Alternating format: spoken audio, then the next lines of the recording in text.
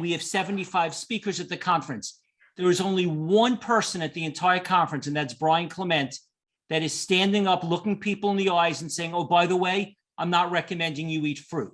The 74 people, Gabriel, I guess, might be in Brian's side. I'm not sure he'll answer. But literally 73 of the 75 people are saying, of course you should have fruit. It's an ideal fruit and vegetables. And I've asked Brian 100 times, and he continues to say that he's not recommending fruit. Now, Why? And I just would like to clarify why no one else, what research are you looking at, Brian? And Gabriel, I know you've looked into this. Why is no one else saying this? Where do we stand with fruit? For everyone, I'd like everyone to know. Let's go back and talk about why that occurred. So when I joined the team in 1975 in Boston, we were almost a fruit place. You came here, it was a fruit orgy. And I was really happy because I was a sugar addict and just replaced my white sugar and my honey and my maple syrup and everything else I would be drinking by the gallon and eating by the gallon with mangoes and the juices of watermelon, and the list goes on. Now, that was really fun until 1980 when I came back from 3.5 years in Europe, where the Hippocrates sent me and I directed centers, open centers, et cetera. And now they made me the director. So no longer was it kumbaya, it was my ass was on the line and people's lives were in my hands. And 80 to 90% of who came through Hippocrates at that point were dying of a catastrophic disease. So I couldn't be flippant in any way. And so in pretty short order, within the first 1.5 years, I started to see visible tumors. Breast cancers were common, but even protruding from the liver and other things. When people would take large amounts of the fruit and carrot juice and beet juice that we gave them, they would actually enlarge. They would inflame. And this was scary to me because the book said at that point, and seemingly still says today, fruit and vegetables. If there's any research, it's always on fruit and vegetables. And let me preface this whole thing by saying, I think the original diet of man was in great part fruit. I don't think so. That's what modern anthropologists tell us. So now I'm in this dilemma. I'm the director. I can't even get people to eat fruit. They want to eat candy bars. And I'm now on this rampage. And I snuck into the Harvard Medical Library where Josh went, NYU, UCLA, my buddy got me into, and there's nothing in the literature. And this goes on for 3 years. And of course, I continued to eat fruit because I was addicted to the sugar and happened to be on a plane on the way to Los Angeles to lecture. And the guy next to me, a typical American, had to ask me what I did. As we Americans are shallow and young, so we evaluate your status by asking what you do for a living. So I mumbled, I direct an alternative center in Boston, and he got bright eye and bushy tail. And he said, my aunt went to Hippocrates, her breast cancer went away. And I said, oh God, I should have shut up. And I said, to be polite, what do you do? He said, I'm an agricultural scientist. My expertise is fruit. God sent him to me. So I didn't want the pilot to land in LAX. So he was very polite and nice. And he talked to me maybe 6 hours over the next few months. And he taught me some things about fruit cultivation that you couldn't find anywhere. You still don't find in the literature. He said the Chinese started to hybrid fruit for higher sugar contents thousands of years ago. And now we have it down to an art. So the fruit today doesn't even vaguely resemble the original fruit. Now, you say there's no science on it. When you say there's nobody at The Real Truth About Health, I'll correct you, Stephen. So one of my colleagues, a guy I trust the most in cancer, since I deal a lot with cancer and somewhat of an expertise on that, is a guy called who? Tell me who I'm going to talk about. Thomas Seyfried. Thomas Seyfried. So we brought Thomas here and a lot of other scientists. Whenever I'm interested in scientists, like the people who brought the modern ketogenic diet, I brought here. I don't say they're bad people. They weren't bad. They were lovely people, by the way. And we all had a nice time together. We did a 3-day major conference. Guy who's done more brain surgery than any doctor in the country. And these are all open-minded, wonderful human beings, women and men. And he sits here and says, you're all geniuses. You haven't been giving fruit to people for 40 years. How did you do that? And I said, dumb luck. I said, I knew nothing from nothing. I saw tumors come up. I saw tumors go away. And he said, well, here's why. And he sat right here on the campus with me, spent 3.5 hours, 3 hours and 32 minutes to be exact.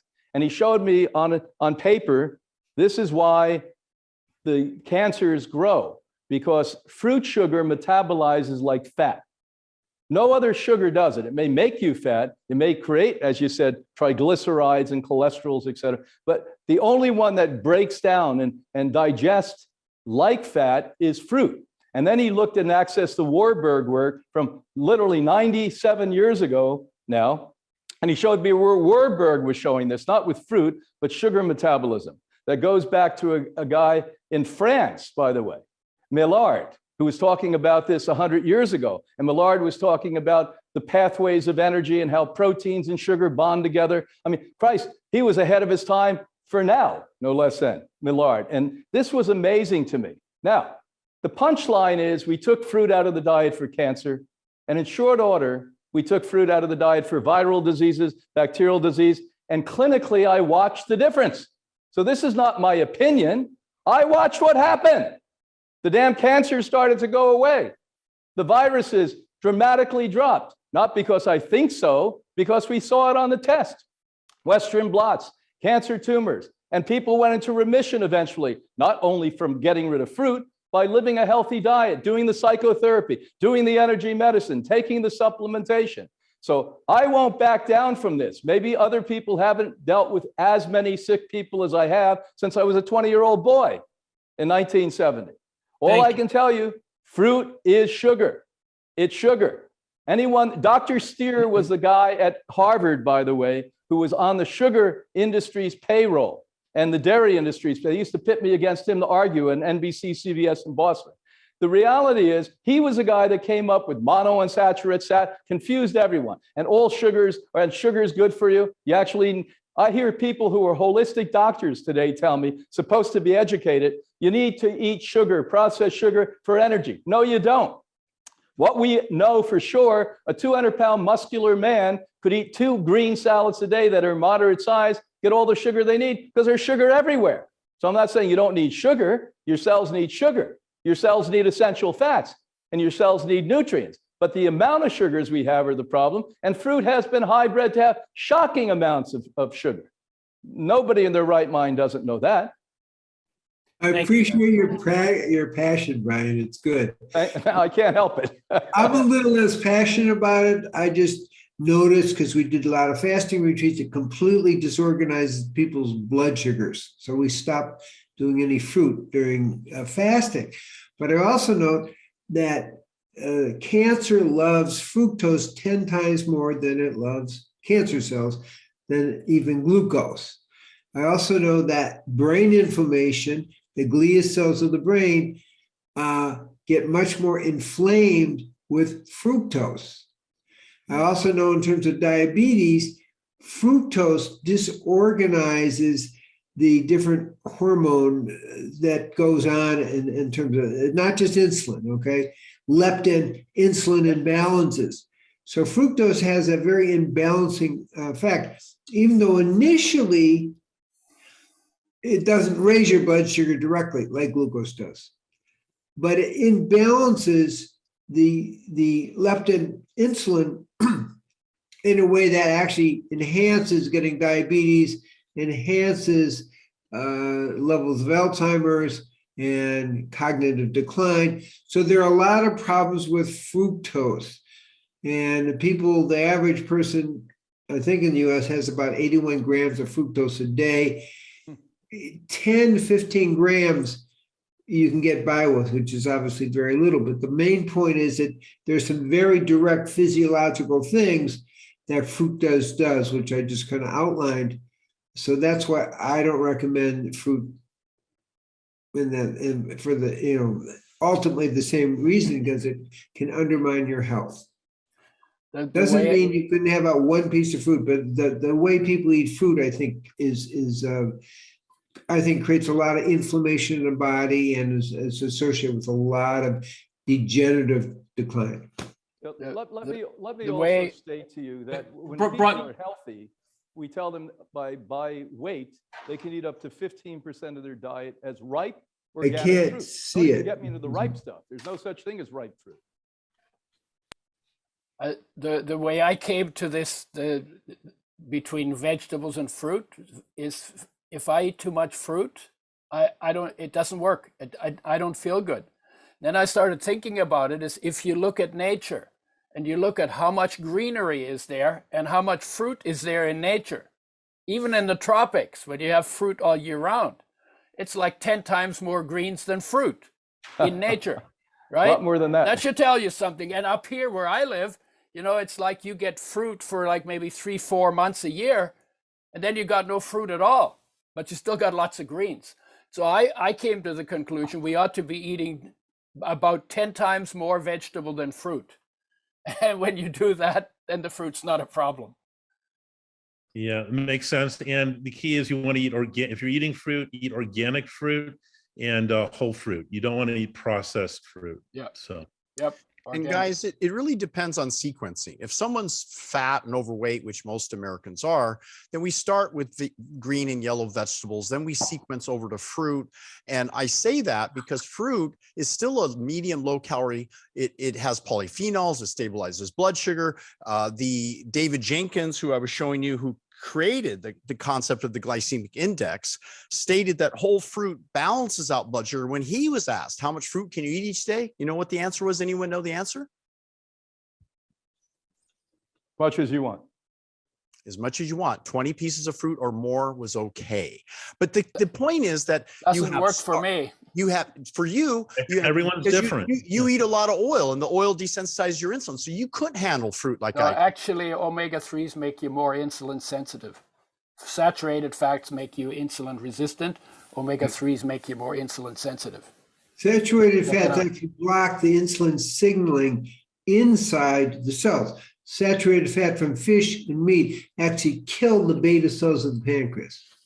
One way to lower blood pressure is to eat more fruit. If you eat 10 pieces of fruit a day along with vegetables, your blood pressure, which I know because I used to have high blood pressure as a high school student and on to college and had my first stroke, I include as much fruit as possible throughout the day because it's easy to eat. It's convenient. I don't gorge myself with fruit. I do what's called intuitive eating. So I eat according to hunger. I don't believe that you have to fast as much as you guys talk about. And Brian, when you said fast, you're juice fasting. You're consuming juice. So I take a Vitamix, get the whole yams, the whole beets, and then I'll do a base of cold press carrot or beet. And so it really is a highly dense without added water. I want that density because I got to get the fiber, I got to get the vitamins and minerals and nutrients and not overdo my calories. So I'm always in that fine line, looking good on camera, you know, with ripped abs if I want, or which is not in a normal state. You got to take diuretics and be a bodybuilder and do things to get ripped abs. Guys die on stage with that stuff. So the reality is we walk around with a healthy percent body fat, percent nutrient, and we got to get our protein down, and fruits low on protein. That's why Walter Kempner advocated it for even diabetics and kidney patients. So I know that Dr. Tony Jimenez openly states in my conversation with him at Hope for Cancer, he uses fruit in his program. His doctors are confused. Everyone's confused because basically people are telling you fruit is like sugar. And when the reality is it breaks down at 2 calories per minute, it's not like industrialized sugar fructose that Mercola is so afraid of. Basically, when you get the keto people on back onto a plant-based whole food, which includes fruit, because it's convenient. If you only get vegetables and celery and carrots, you're starved. My God, you can't get enough calories, especially if you're an athlete. So I think you got to have a good balance. Include the cooked beans, include the brown rice, include, you know, the foods that are going to sustain you. But, you know, sarcopenia is a legitimate problem as you age. I see too many plant-based doctors that look really skinny, and I see a lot of keto people that look really fat, like Atkins did over the years and just kept eating what he advocated. So you really have to lean into, you know, the reality of science. And I would challenge you and take a microscope, sit it next to you, do every lab test you want, and then check the cancer markers and see whether the tumors grow or not. I've had a passion about cancer. I really respect your work and I hear what you're saying, and it concerns everyone. At the same time, let's figure out. I mean, some people say there's low sugar fruit. Yes, obviously certain berries and things, but we include all kinds of fruit so long as you're within the caloric need and you're not exceeding your caloric needs, right? Because carbohydrates have a protein sparing effect. They prevent you from burning protein. That's why you don't have to increase your protein in the diet. You get all you need if you get the right ratio of calories to energy needs to repair needs. Right. It's complicated. There's certain stage 4 cancers that don't want sugar. They want fat and oil to spread.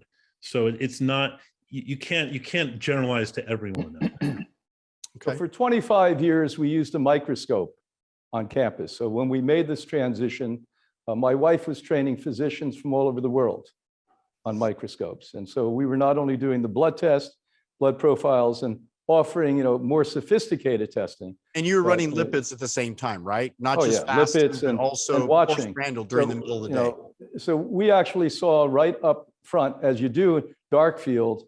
And I don't know, we should be saying this in the open, but the federal government came in and shut us down. We use phase contrast, but we have to do it with the lipid testing because the National Cholesterol Control Act allows us to check lipids and then just show it on the screen as an education material, because otherwise I you're need forced I need to talk to you. I can help you with that. I can help you with that. I get every doctor in the right compliance, and that's what we have to do to do good science.